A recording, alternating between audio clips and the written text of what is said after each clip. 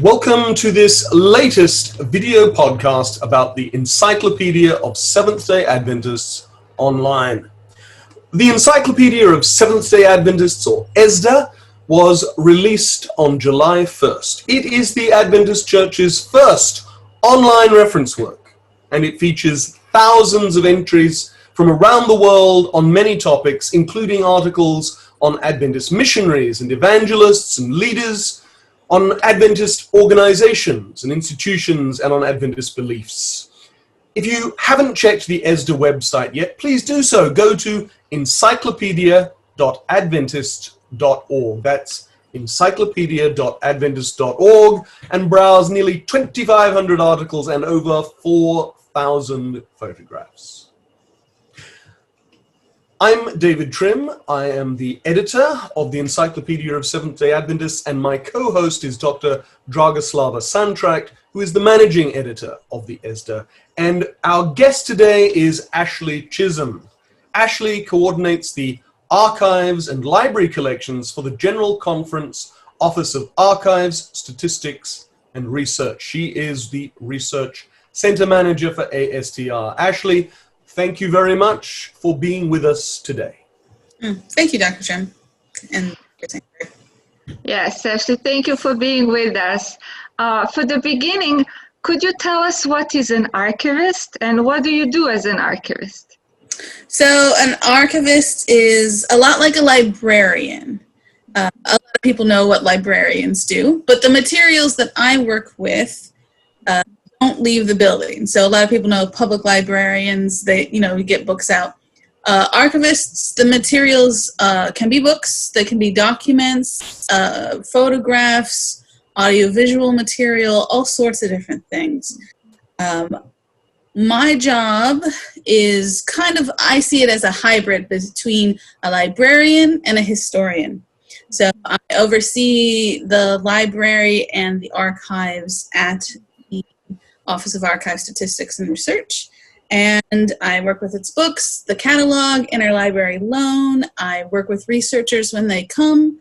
I prepare materials to make them accessible to our researchers. And I support the research of those inside and outside of our building. Yes, so you play an important role for the researchers for the encyclopedia. Could you tell us something more about your role in the encyclopedia project? So I wear a lot of hats. One of the main things that I did and continue to do is work with the area editors when they request certain files on behalf of the authors that they're working with. I locate the files that have been digitized, go over them, confirm that the people who the files are about are deceased, make sure that everything is in accordance with HIPAA, and then... Ashlee, not all of our viewers will know what HIPAA is. Well, it's laws in the United States that mean that medical information cannot be shared except in certain exceptions. So in the cases... One could summarize as saying you're ensuring that requests fall within U.S. government privacy legislation because we're in the United States. Yes, so that we comply with the law while providing the materials to our authors across the globe. And when I've answered authors' queries that come in through the archives email address, put them to resources on our website, or when they've come in pre-COVID times, worked with them to look at the materials that we have in the vault. I've scanned photographs and other documents. I have run in conjunction with others at the Encyclopedia main office, done social media, and I've researched and wrote articles myself. Yes. You mentioned the various materials that the GC Archives provides on its website and also in person in the archives themselves. Is what's on the archives website everything that the church has in terms of materials, manuscripts and similar that are important for research, for the encyclopedia and beyond? Mm-hmm. No, it's a common misconception that everything on the website is everything we have. We have far more in the vault than is on our website, although our website has a lot of material that a lot of research can be done from. I would even say the majority of our material is in the vault. And we have a lot as well, I think, that's been scanned already that isn't on the public AdventistDocuments.org website. Right, which is one way that providing the materials to the editors for the authors was even possible, because there was material already scanned. If we had to start from scratch, it would have taken even longer. So I know I checked at over 200 different names of files of biographical articles that were being written. Right.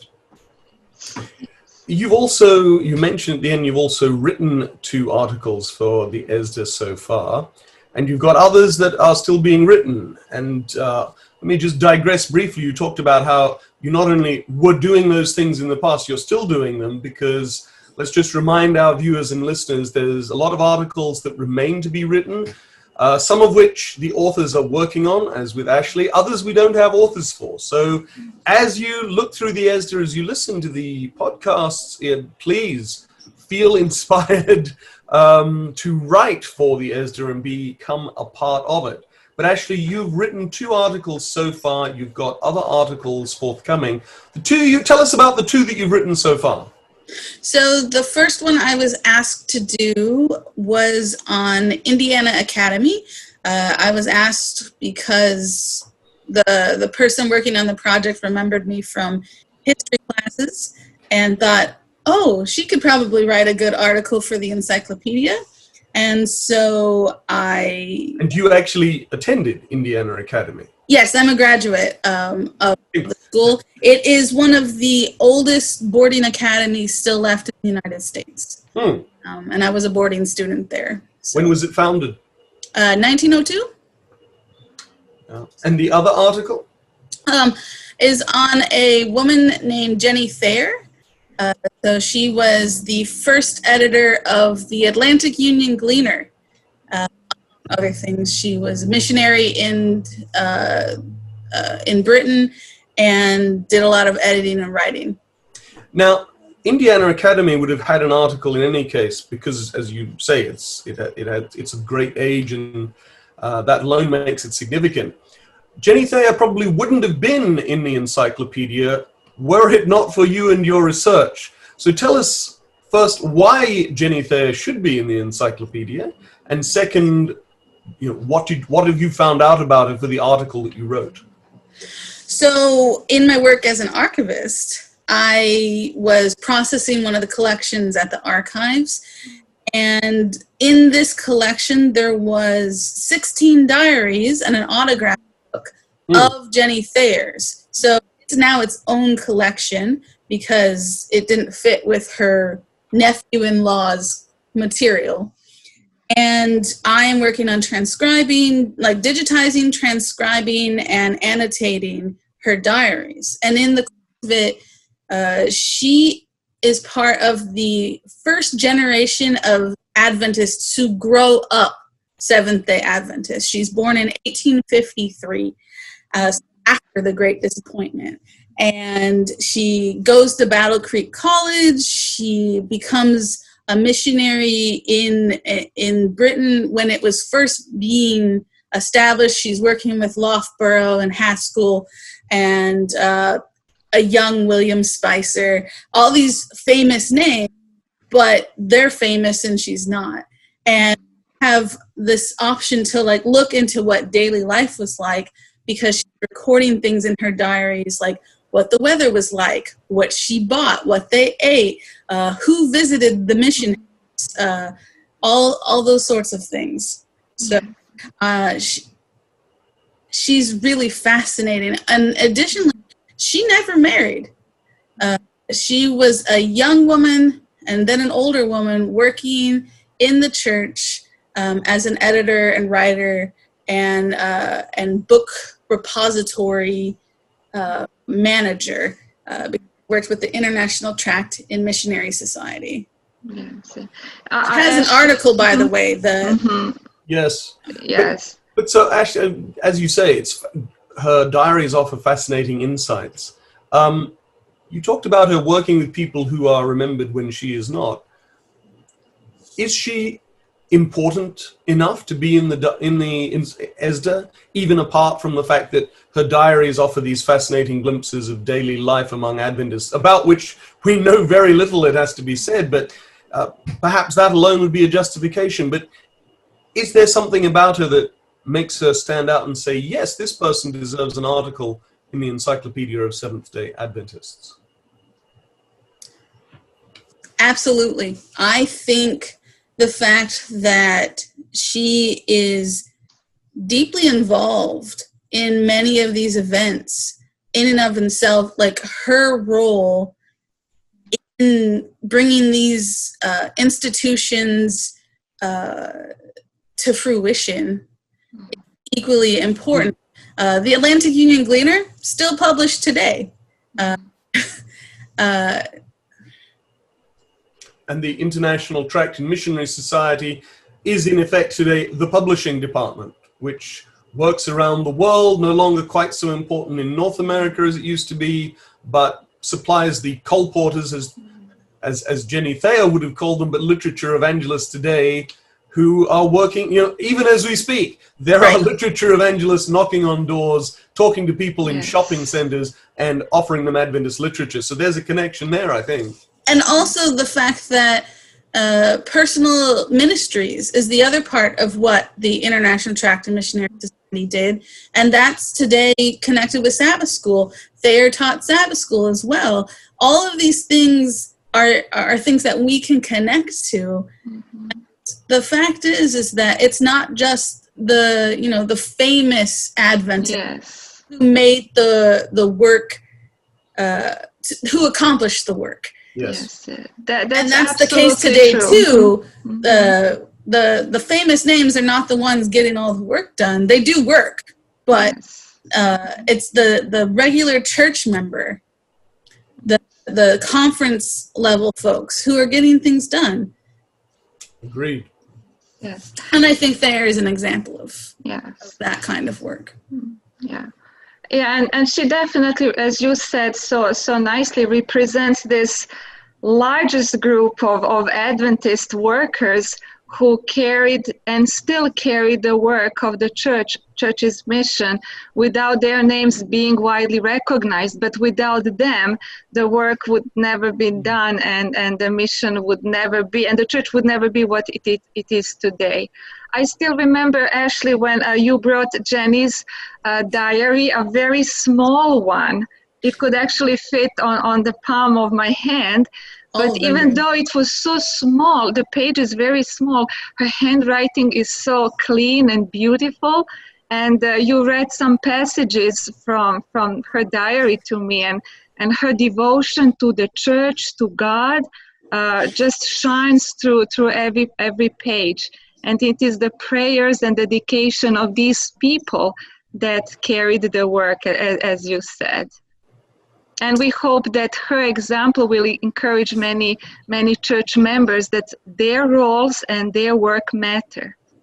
And I think, I'm sorry, Ashley, to interrupt, but I think what we've tried to do, just to share with our viewers, is we have tried, as we've worked on the encyclopedia over the last almost 6 years, is to find those people who are exemplars, and whose careers and lives can be reconstructed because there are sources. It's very unusual to have the diaries. That's just a great, wonderful thing. But people who are exemplars of that wider body, who have borne the great part of the burden of advancing the work of the church. And of course, many of the women who, even more than the men, have tended to be forgotten for cultural reasons. That's correct. I think there's a lot of work still to be done with researching women of the Adventist Church, including Thayer. Thayer was not an evangelist or preacher or anything like that, but it's equally important. And it brings to light one of the roles that women played in the church has not seen a lot of emphasis. Yes. Ashlee, is there perhaps a particular event in Jenny Thayer's life that you would like to share with our viewers? Something that fascinated you or surprised you? Or perhaps a quote from her diary. I know you read most of them. Well, so recently I have been working on her diary from 1888. So a lot of Adventist viewers will know that that year is really important, theologically, controversially speaking. Mm-hmm. But for Thayer, it was the last year that she was at the mission in Britain. And then she travels home on ship. The city of Rome, and arrives in New York, takes the train back to Massachusetts, which is where she's from, and stays at the family farm, and then she ends up in the city of Brookline, Massachusetts, which is where she was staying with her sister and brother-in-law. And I didn't know anything about any of them, but I was, transcribing it, and there was words I was like, that's really interesting. I'm going to check what that is. And it turns out that she's just talking about how her brother-in-law just really likes to look at algae through microscopes, and he just is talking about it so much. And then I looked into it, and it turns out that her brother-in-law was the superintendent of the waterworks at Brookline, and he was the first one, and he held that role for 50 years. And a microscope that he owned is actually at Harvard in their special collections. Interesting.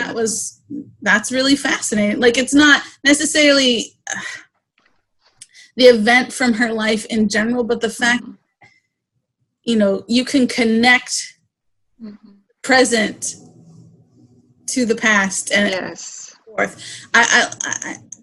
The fact that she died in 1940 when, my grandparents were alive already at that point. And she was, yes. So there's not a lot of time between me and the beginning of the church. There's Suddenly you have it's almost like an immediate connection. Yeah. And it's a good reminder, actually, of that 150 years isn't actually that long in some respects. Right.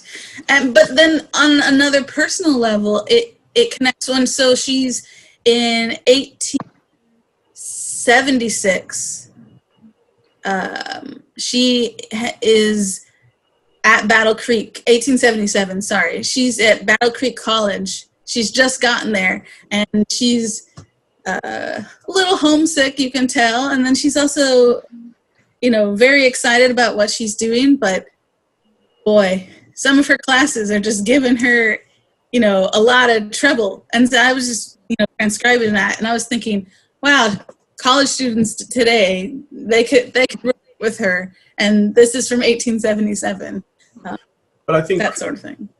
I think also, some of her observations about what was going on around her. She's an unusually keen and astute observer. In the article that's on the website, for example, she has you quote very interesting reflections on her baptism at the Michigan camp meeting, and hearing the preaching of Uriah Smith, of course, a legendary figure, and D.M. Canwright, who's sort of an infamous figure because he apostatized, but both were powerful preachers. And her kind of spiritual observations and her reflections, I think, are very interesting, and give us that insight into what a church member thought. I was about to say an ordinary church member, but of course she does work for international associations and is secretary-treasurer of the Atlantic Union for a time. But when she was baptized, she wasn't any of those things. Right, but also,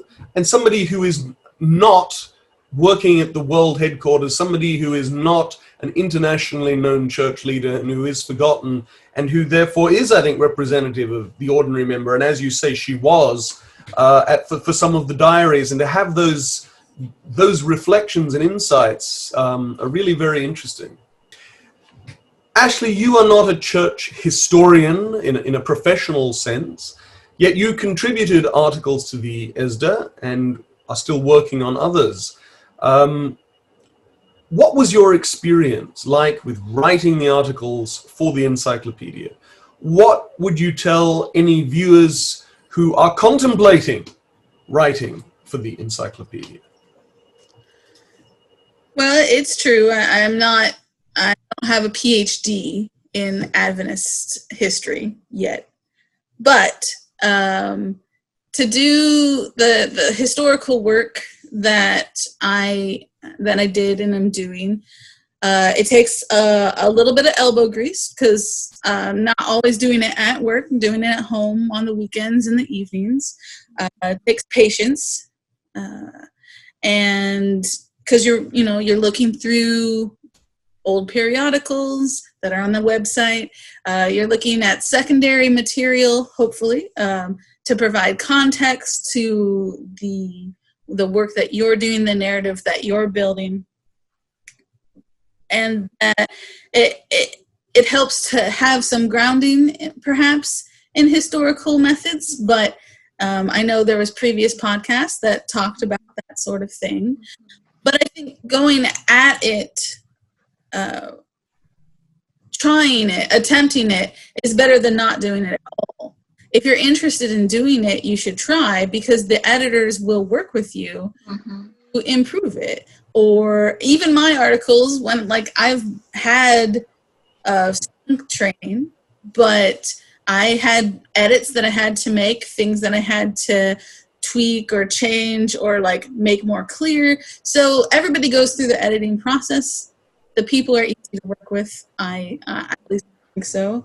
And I think it's important to attempt it. And I think part of the thing to have too is a passion for the subject, which clearly you have for Jenny Thayer. All our viewers will understand that, I think, by the end of this podcast. And if you have the passion, then the PhD doesn't matter so much.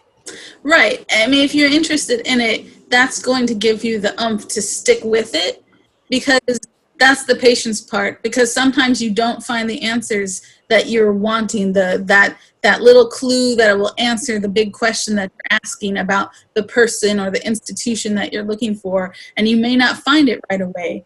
But if you're passionate about it, usually you'll stick with it and keep looking. So if somebody has a subject that they're interested in writing on, a person, say a grandfather, a great-grandmother, or someone with whom they have that personal connection, the chief things to have is the passion about the subject and a willingness to be industrious and diligent. Yes. Best can follow. Is that be a fair summary?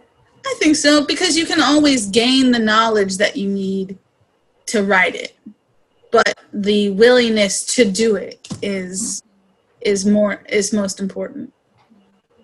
Yes, indeed. Thank you very much, Ashlee, for this encouragement to our viewers who are contemplating about writing, contributing to the ESDA. And as for the end of this interview, is there something that you would say for the end? Do you think people will find something interesting in the stories and information in the encyclopedia? Who do you think should read the encyclopedia? Everybody should read the encyclopedia. I think it's really important for the average church member. When I think about that, I think a lot about my mom. And I know you both have probably heard me say this before, but my mom is one of those people. She is interested in church history, she is not trained in it, and she's a busy lady, and she sometimes will need to. She wants to talk about Adventist history at Sabbath school or for Vespers or something, and now there's a resource we can point her to, or somebody else point them to it so that they can look at it, pull a story off of that, Yes. be able to share it. That's useful, not just for personal knowledge, but also for use in the local congregation setting. So I think everybody should read it. Ashlee, thank you very much for mentioning using the ESDA in worship with the congregation and sharing missionary stories. Just last Sabbath, I had a children's story based on the Encyclopedia article. It was a story about missionaries from Australia who served among the cannibals in Papua New Guinea. And I shared the photographs, and children were very excited about the story, and of course their parents. So the ESDA really has a wide usage in the church and of course in personal education. So thank you for highlighting that.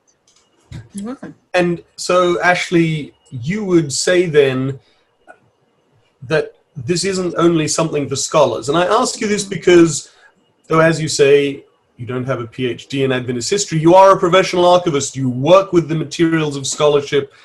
You've done some scholarly work yourself. And obviously, the encyclopedia is going to help Adventist historians and other scholars. But do you see it then as being something for more than professional academics?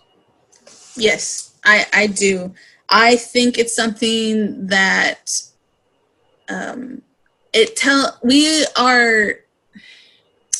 encyclopedia is a new resource in order for us to tell each other our stories about us.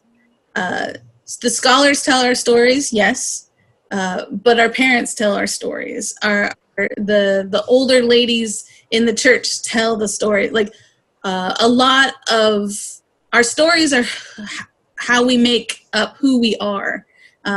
We have our identity as members of the Adventist church. What does it mean to be an Adventist? Well, look at our stories.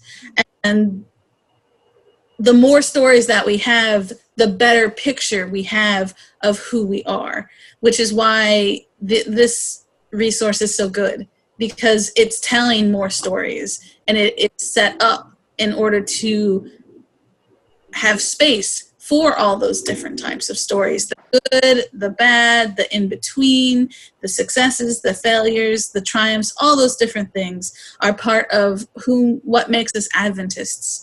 And for me, yes, that's not just the scholars, that's not just the pastors or the theologians, the regular church member who is having, trouble and can only make it to church right now via Zoom, or the fact that, they're not perfect. They don't follow everything perfectly, but they're doing their best, and God knows that. They're an Adventist too. What's their story? How are we connected? Because we are connected. And I think that's why the encyclopedia is very important for the average church member, as well as, the GC president. Thank you, Ashlee. I think that's very well put, and a wonderful thought that we are the stories we tell each other about each other. It's a profound thought, actually, and it is part of what drives the Encyclopedia of Seventh-day Adventists. Ashlee Chism, thank you for all the work you've done to support the creation of art, writing yourself, and thank you very much for being our guest today. You're welcome. Very glad to be here. Please read the articles by Ashlee Chism and nearly 2,500 other articles at encyclopedia.adventist.org. We'll see you soon with another interview with someone who has helped shape and make the Encyclopedia of Seventh-day Adventists online, and with more stories from the ESDA. Thanks for being with us.